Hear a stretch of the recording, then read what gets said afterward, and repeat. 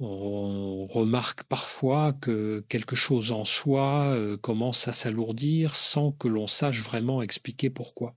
Les journées deviennent plus longues, les pensées plus lentes, et même les gestes simples demandent un effort qui avant passait inaperçu. C'est pas de la paresse ni un manque de volonté, c'est une fatigue qui vient d'un endroit plus profond, là où se croisent les émotions, les attentes et les déceptions que l'on n'a jamais formulées. On continue à avancer comme si de rien n'était, en se disant que tout finira par s'arranger, mais le corps et l'esprit envoient des signaux qui ne trompent pas. Une tension dans la nuque qui revient chaque matin, une difficulté à respirer pleinement, ou cette sensation de vivre en léger décalage avec soi-même. Ce type de lassitude naît souvent quand on chemine trop longtemps sans pause intérieure. Quand on gère les imprévus, les obligations, les relations compliquées et les inquiétudes sans jamais prendre le temps de comprendre ce que tout cela provoque en nous.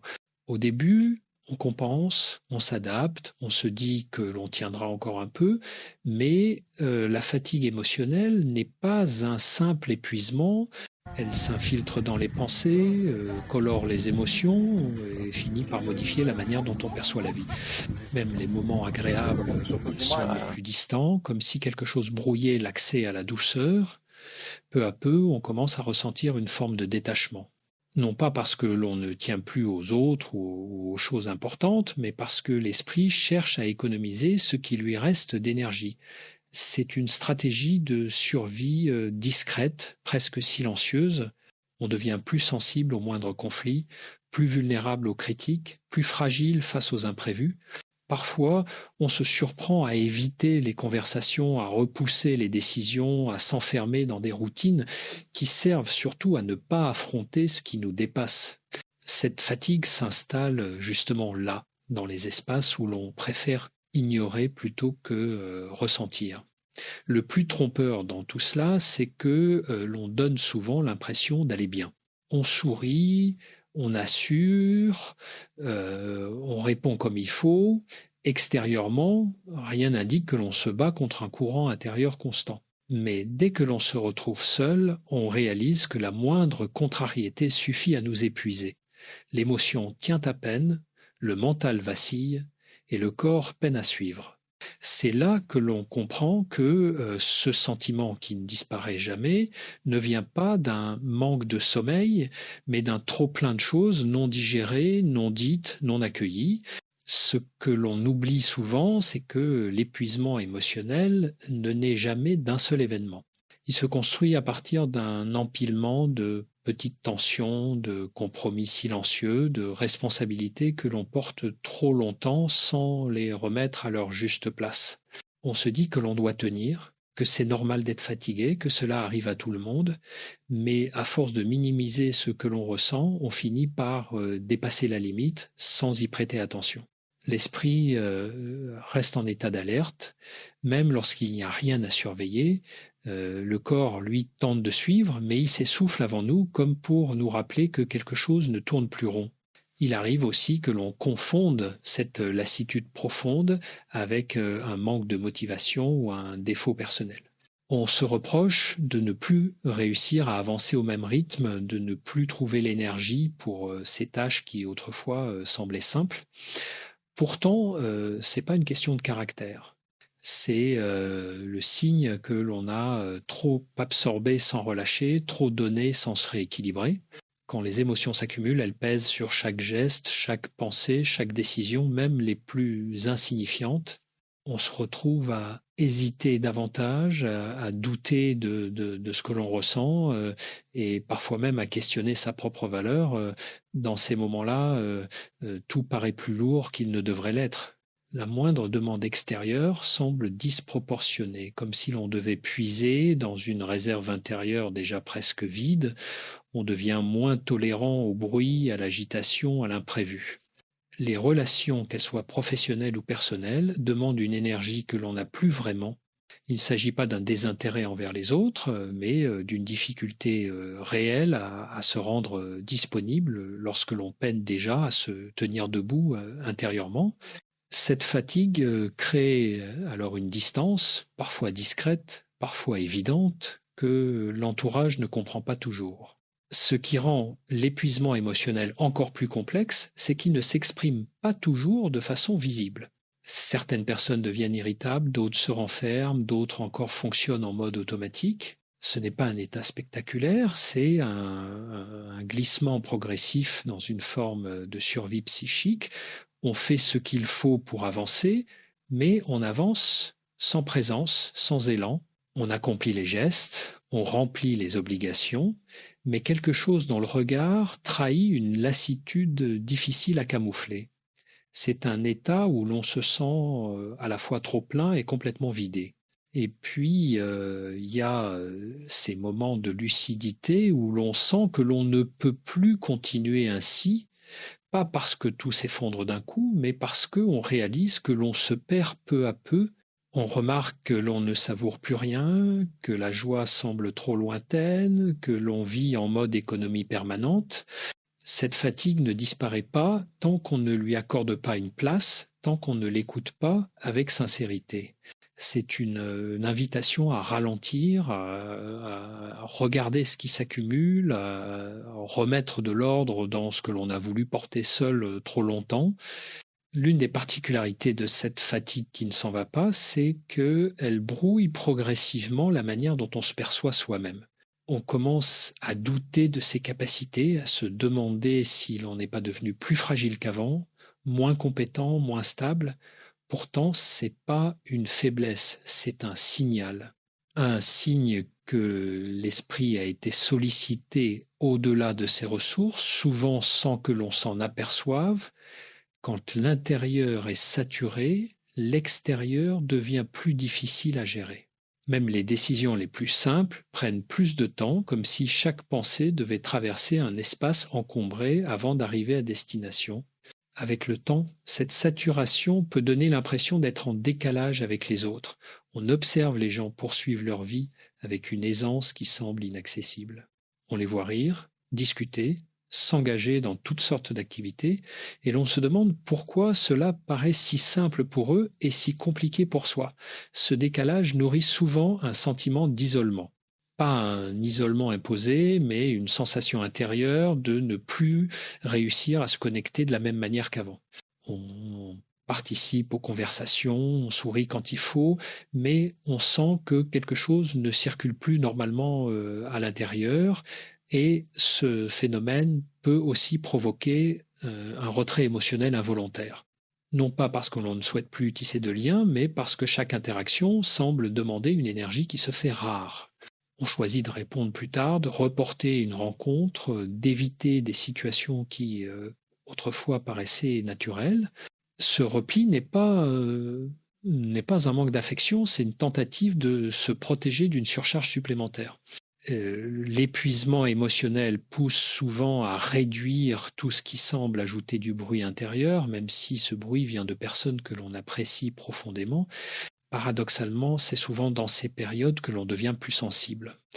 Un mot mal placé peut peser davantage qu'il ne le devrait, une remarque anodine peut déclencher une agitation disproportionnée. L'esprit, déjà fragilisé, réagit plus intensément aux perturbations extérieures. Ce n'est pas de la susceptibilité gratuite, c'est le reflet d'un système émotionnel à bout de souffle qui tente de gérer avec le peu d'énergie disponible. On se surprend alors à vouloir silence, douceur, lenteur, comme si le monde extérieur était trop fort, trop rapide, trop exigeant. Et pourtant, au milieu de ce tourbillon discret, il arrive que l'on ressente un besoin très profond de comprendre ce qui se passe réellement. Pas pour trouver une solution immédiate, mais pour mettre des mots sur ce qui semblait diffus. Et reconnaître ce type de fatigue demande une forme d'honnêteté avec soi-même, parfois plus difficile que l'on imagine. Cela signifie admettre que l'on est allé trop loin, que l'on a demandé à son esprit de supporter plus qu'il ne pouvait, mais ce geste, aussi simple qu'il paraisse, marque souvent le début d'un apaisement, car on ne peut soulager ce que l'on refuse de voir. Lorsqu'on commence enfin à observer cette fatigue avec un peu plus de lucidité, on découvre qu'elle ne provient pas seulement des événements extérieurs, mais aussi de la manière dont on s'est traité pendant tout ce temps. On réalise que l'on a demandé à son esprit d'être solide sans interruption, de rester clair même au milieu du chaos, d'être patient quand tout autour manquait de douceur.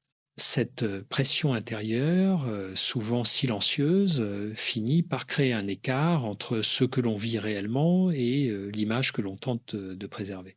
Cet écart devient une source d'épuisement supplémentaire parce qu'il demande de jouer un rôle alors que l'on aurait surtout besoin de s'accorder un moment de vérité. On remarque alors que l'on a accumulé trop de responsabilités invisibles, celles que personne ne voit, mais que l'on porte par habitude ou par nécessité. Être celui qui rassure, celui qui organise, celui qui tient les choses ensemble, celui qui absorbe les tensions pour éviter les conflits. Cette posture répétée use l'esprit plus que n'importe quelle tâche concrète parce qu'elle oblige à rester en vigilance constante. Même lorsque le corps se repose, la tête continue de tourner, de s'anticiper, de s'inquiéter. C'est là que la fatigue émotionnelle se renforce, dans cette impossibilité à se détendre complètement. Il y a aussi les attentes que l'on nourrit envers soi-même. On voudrait être fort, stable, cohérent, disponible, sans jamais faiblir. On voudrait continuer à avancer comme si ralentir signifiait échouer. Mais l'esprit n'est pas une machine, et lorsque l'on refuse d'entendre ces signaux, il finit par s'exprimer autrement.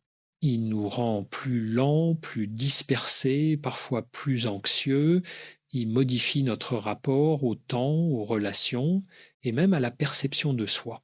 Cette fatigue n'est pas un caprice, c'est une réaction naturelle d'un système saturé qui ne parvient plus à filtrer ce qui lui arrive. À ce stade, beaucoup ressentent une perte de clarté intérieure. Non pas une confusion totale, mais une brume légère qui enveloppe tout. On sait ce qu'il faudrait faire, mais on n'arrive plus à passer à l'action. On perçoit ce qui nous pèse, mais on n'a plus l'élan pour s'en libérer. Cette forme de stagnation crée un sentiment d'impuissance qui alourdit encore plus l'esprit. Pourtant, cette stagnation n'est pas un blocage définitif. C'est souvent une pause imposée par le corps et l'esprit pour empêcher que l'on s'enfonce davantage. Et puis, il y a ce moment particulier où l'on comprend que continuer de la même manière ne mènera nulle part. C'est pas un déclic spectaculaire, c'est un constat calme. On sent qu'il faut changer quelque chose, même si on ne sait pas encore quoi. On perçoit que cette fatigue ne se dissipera pas tant qu'on n'aura pas réappris à prendre soin de soi autrement. Ce moment est essentiel car il marque la première fissure dans le mur de résistance que l'on avait construit. C'est là que l'esprit commence lentement à chercher un chemin vers l'apaisement. C'est souvent à partir de cette prise de conscience que l'on commence à explorer ce qui, intérieurement, demande réellement de l'attention.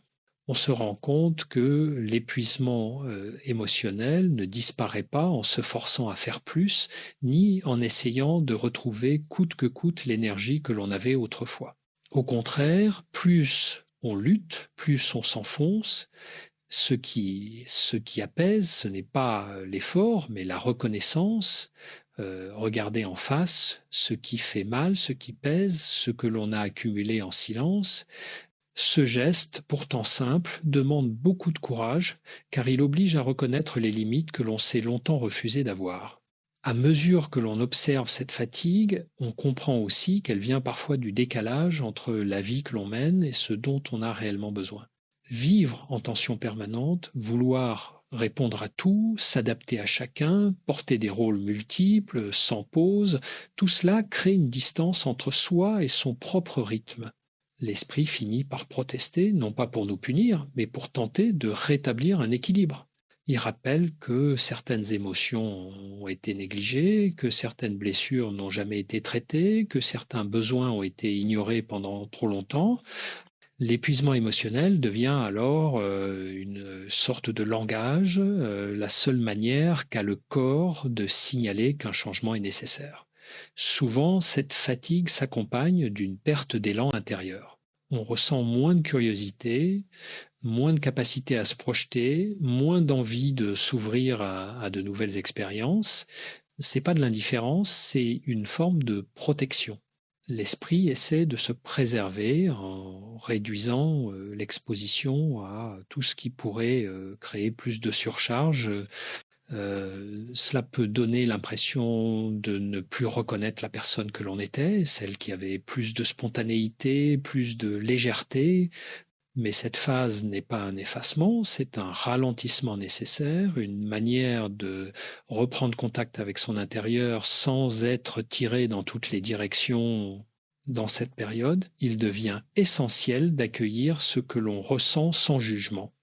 La fatigue émotionnelle s'amplifie lorsqu'on tente de la cacher ou de la banaliser. Reconnaître que l'on est à bout, que l'on n'arrive plus à assumer ce que l'on assumait avant, que l'on se sent saturé, c'est pas un aveu d'échec. C'est un geste de lucidité. Cela demande de la douceur, une douceur que l'on n'a pas toujours appris à s'accorder. Être attentif à soi ne consiste pas à chercher des solutions immédiates, mais à créer un espace où l'on peut enfin respirer sans pression. À partir de là, quelque chose commence à se transformer. La fatigue ne disparaît pas du jour au lendemain, mais elle cesse d'être un bloc immobile. Elle devient plus lisible, plus compréhensible. On s'aperçoit que certains poids ne nous appartiennent pas, que certaines tensions viennent de responsabilités assumées par habitude plutôt que par choix. On réalise que l'on a le droit de poser des limites, de dire non, de ralentir, de ne pas être toujours disponible. C'est souvent dans ce réajustement discret que surgit une première lueur d'apaisement, une respiration plus profonde, une pensée plus claire, un instant où l'on se sent un peu plus aligné avec soi-même. Ce sont de petits signes, mais ils indiquent que l'esprit retrouve un espace pour se reconstruire. Peu à peu, en réorganisant cet espace intérieur, on distingue plus clairement ce qui nourrit vraiment et ce qui épuise. On commence à remarquer les situations qui drainent l'énergie presque instantanément, celles où l'on se sent obligé de répondre à des attentes qui ne sont pas les nôtres, celles où l'on s'éloigne de soi pour préserver une façade. Cette prise de conscience n'arrive pas d'un seul coup, elle se construit au fil de moments discrets. Souvent, lorsque l'on se surprend à respirer plus librement après avoir posé une limite ou après s'être offert une pause longtemps différée, ces instants révèlent à quel point l'épuisement émotionnel n'était pas seulement une fatigue, mais aussi un signal de désalignement avec ses propres besoins. À ce stade, il devient nécessaire de redéfinir sa manière d'être présent au monde, non pas en coupant les liens ou en s'isolant, mais en apprenant à se respecter davantage dans chaque interaction. Cela implique de faire attention à la façon dont on s'expose, d'observer ce qui déclenche les tensions internes, de reconnaître les situations où l'on s'oublie. C'est pas un processus de retrait, mais de recentrage. L'idée n'est pas de se protéger du monde, mais de ne plus s'imposer un rythme qui contredit ce que l'on ressent. Cet apprentissage demande du temps, car il oblige à déconstruire des habitudes profondément ancrées. Il y a aussi un autre aspect que l'on comprend mieux à ce moment-là, l'importance du silence intérieur. Pas le silence qui étouffe, mais celui qui apaise, celui qui permet d'entendre à nouveau ce que l'on ressent réellement. Lorsqu'on traverse une période d'épuisement émotionnel, l'esprit est saturé de bruit, d'alerte, de pensées qui tournent en boucle. Retrouver une forme de calme, même infime, devient un acte réparateur. Parfois, cela passe par des gestes simples comme marcher sans objectif, respirer en conscience, rester quelques minutes sans sollicitation extérieure. Ces moments ne résolvent pas tout, mais ils offrent à l'esprit un espace pour se réguler. Au fur et à mesure que ce calme se réinstalle, on découvre une vérité que l'on avait oubliée. On n'a jamais été censé porter tout seul ce que l'on portait. L'épuisement émotionnel se développe souvent lorsque l'on s'isole dans sa propre exigence, lorsque l'on pense devoir être à la hauteur de tout, sans soutien et sans pause, reconnaître que l'on a le droit d'être vulnérable, que l'on peut demander de l'aide, que l'on n'est pas obligé d'être infaillible, c'est une étape essentielle. Elle ne rend pas la fatigue moins réelle, mais elle ouvre une porte vers un rapport plus doux à soi-même et quelque chose de subtil se produit à partir de là. L'esprit, qui jusqu'ici fonctionnait en survie, commence à se détendre. Les émotions deviennent moins envahissantes, le corps se sent un peu moins tendu, les pensées moins dispersées. C'est pas une transformation spectaculaire, mais une reconstruction progressive. Un geste après l'autre, un choix après l'autre. Et dans cette lente évolution, on sent que l'on retrouve une forme de solidité intérieure, non pas la solidité rigide que l'on croyait devoir montrer, mais une solidité souple, capable d'accueillir, de ressentir et de se préserver sans se fermer.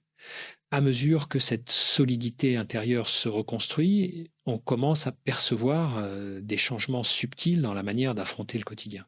Les situations qui autrefois semblaient insurmontables deviennent plus gérables, non pas parce qu'elles ont changé, mais parce que l'on ne les aborde plus depuis un état de tension permanente.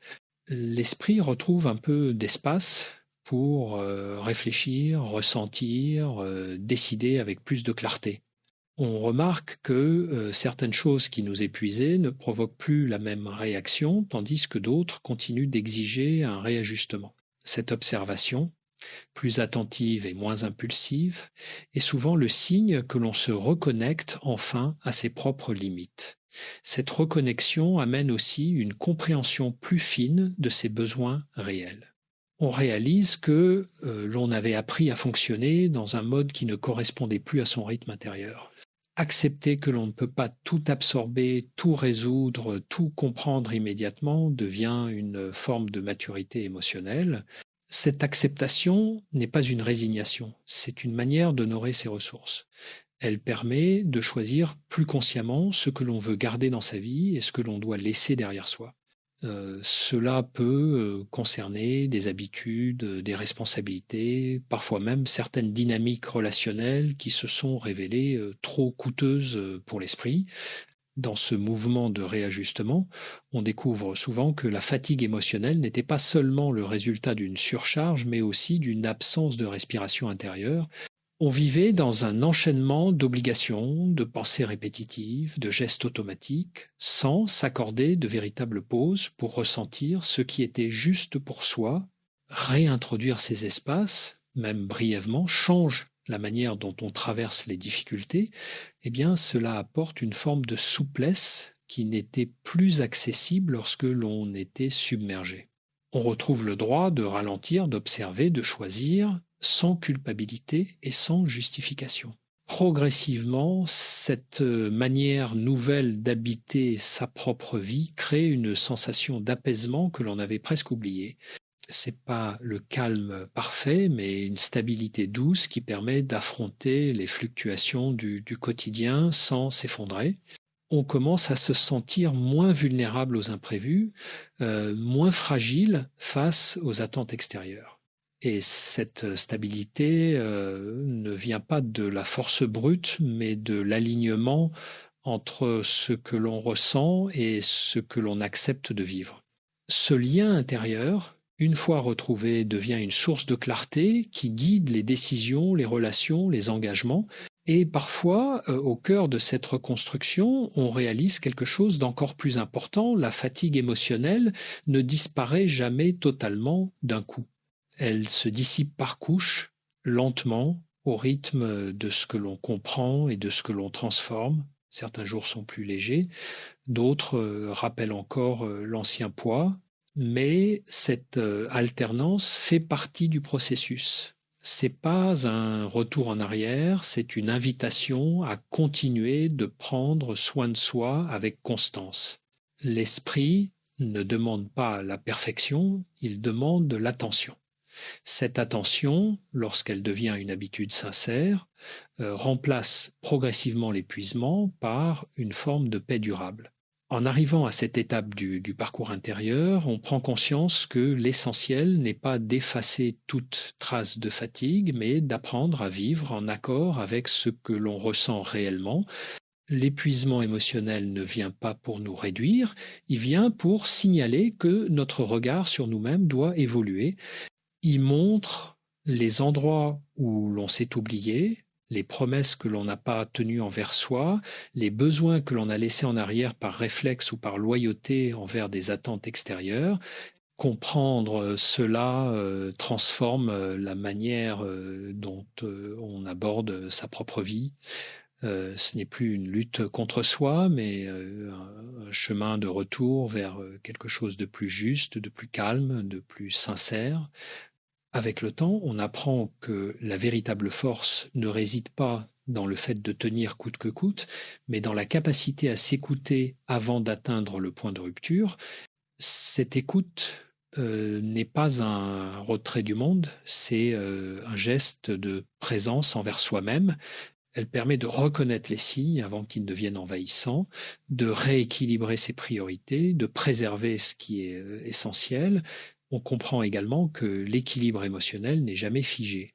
Il se construit, se défait, se reconstruit au rythme des changements, des défis, des rencontres. L'important est de ne plus se laisser glisser sans conscience dans cet état de saturation qui consume lentement l'élan de vivre.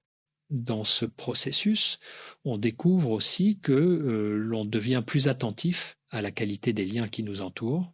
Les relations qui exigent une énergie disproportionnée deviennent plus visibles, tout comme celles qui apportent une présence apaisante. Cette clarté relationnelle n'est pas un tri radical, mais une prise de conscience. Elle permet de reconnaître les espaces où l'on peut être soi-même sans effort, ceux où l'on respire plus librement, ceux qui nourrissent plutôt qu'ils n'épuisent. Choisir ces espaces avec attention construit une forme de stabilité émotionnelle qui devient une ressource précieuse pour traverser les périodes plus difficiles. Et un jour, presque sans s'en rendre compte, on constate que la fatigue qui semblait interminable a perdu de son emprise. Elle n'a pas disparu du paysage, mais elle n'occupe plus tout l'espace intérieur. Ce qui la remplace, c'est une compréhension plus fine de ses propres limites, une douceur dans la façon de se parler, une lucidité dans la manière de s'engager. On ne cherche plus à être infaillible, mais cohérent avec ce que l'on est. Cette cohérence offre une respiration nouvelle, une stabilité qui ne dépend pas des circonstances, mais de la relation que l'on a réapprise à entretenir avec soi-même. Au fond, la vraie transformation réside là, dans cette alliance discrète entre lucidité et bienveillance, entre présence et protection de soi. L'épuisement émotionnel devient alors une étape, non une identité, une transition qui conduit vers une manière plus honnête d'habiter sa propre vie. Et lorsque l'on traverse cette étape avec patience, avec respect pour son rythme, on découvre une forme de paix qui ne vient pas des autres, mais de cet alignement intérieur qui se reconstruit lentement. Cette paix continue d'exister même lorsque le monde redevient exigeant parce qu'elle repose sur une vérité intime. On n'a plus besoin de s'épuiser pour exister, on a simplement besoin d'être en accord avec soi.